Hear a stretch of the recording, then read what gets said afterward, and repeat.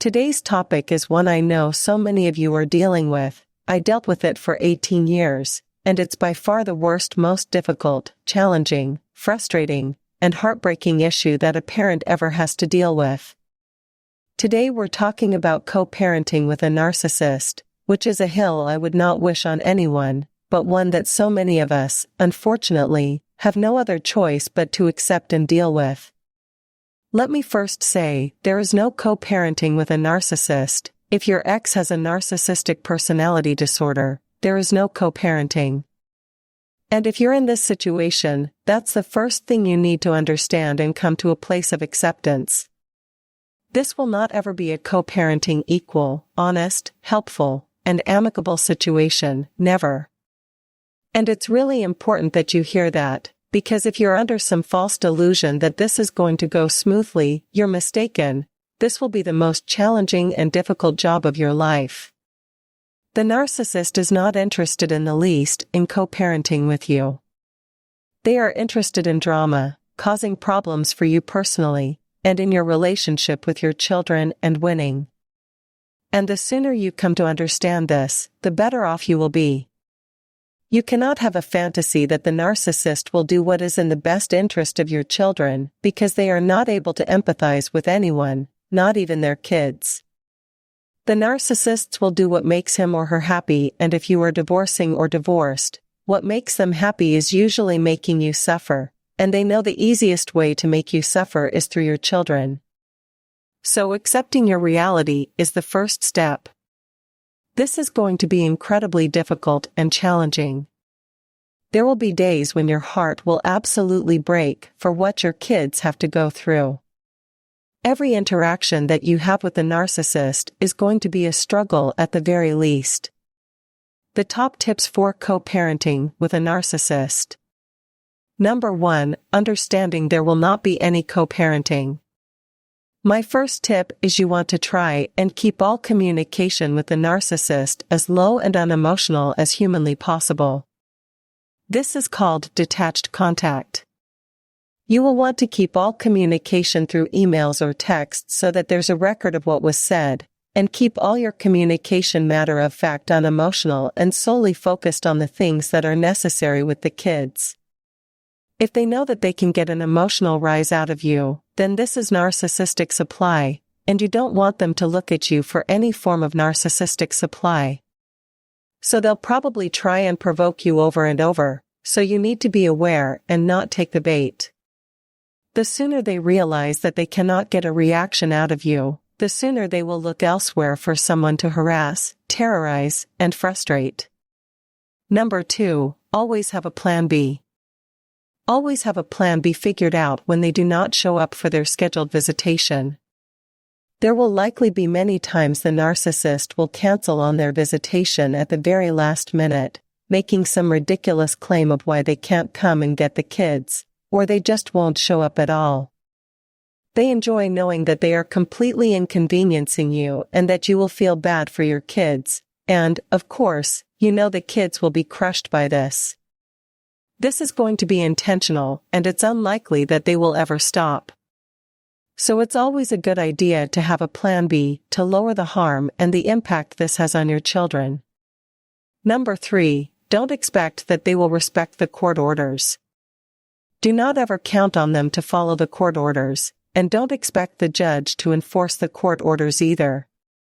Narcissists have absolutely no regard for the court orders. And the more the court lets them get away with violating them, the more they enjoy doing it.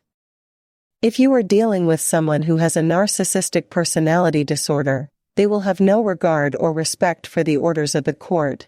They will break them consistently unless you have a judge who will sanction them with consequences that they don't enjoy. This is going to be an ongoing issue. Number 4, a parenting plan of steel. You are going to need a parenting plan of steel. There cannot be any part of the agreement that is open to interpretation or something that you and the narcissist can work out. The parenting plan needs to be very specific. And if you can get sanctions listed in the parenting plan, consequences of exactly what will happen when they violate the orders of the court, this will be a huge help. You could make it money, or life's time with the kids, or in extreme circumstances their freedom. All of this needs to be laid out in the parenting plan so that when the police and the judge get involved, that it's clear what's expected of them if and when the narcissist violates the orders of the parenting plan. Number 5, learn how to file your own motions to the court. I highly recommend that you learn how to file your own motions to the court. You need to learn how to file motions to modify and for contempt. This will keep you from having to consistently hire an attorney and pay the outrageous fees. It's amazing how many targeted parents go bankrupt because of the insane amounts of money that they have to pay in lawyers, because we are constantly going back to court and circumstances like these. So it's just a very good idea to learn how to file your own motions. You need to be very cautious of your finances when you're dealing with narcissists, because chances are, you're going to be the only person who is financially responsible for your children. Narcissists don't like to pay child support. They don't like spending any of their money on anything associated with you, including their own kids. Number 6, you need to look into parallel parenting. And if you can come to an agreement that this is how you will co-parent together, you will want to get this into the divorce decree and/or the parenting plan. Parallel parenting is an agreement between the parents who are unable to co-parent, and they do this by disengaging with each other, having extremely limited contact with each other. It's basically the only parenting agreement that has been successful with high-conflict families. It's unfortunate that you will not be able to co-parent and communicate the way normal families who separate do, but those arrangements just never work with a narcissist. I wish I had have known about parallel parenting when my son was young. In my opinion, this is the only solution for families with a narcissist. Number 8, you need to expect alienation. Narcissists will usually participate in alienating behaviors to some degree, so you need to learn what the behaviors are to look out for in your kids because alienation can happen very fast. If you detect any abnormal rejecting cruel behaviors and your children towards you, it needs to be intervened and handled immediately by the court if and when they start alienating. Time is not on your side and you need swift and immediate court intervention, and qualified in a therapeutic intervention if the alienation gets bad. Alienation will require a no-contact court order between all alienating parents and grandparents and the child for at least 90 days, and then qualified intervention from a parental alienation subspecialist. There is no other way the court has to get involved if they start alienating your kids. If you're dealing with an abscessed alienator, this is behavior that is not going to stop unless they are forced. So you need to really become educated about parental alienation and the behaviors to watch out for. Thanks for watching this video. Don't forget to like and subscribe.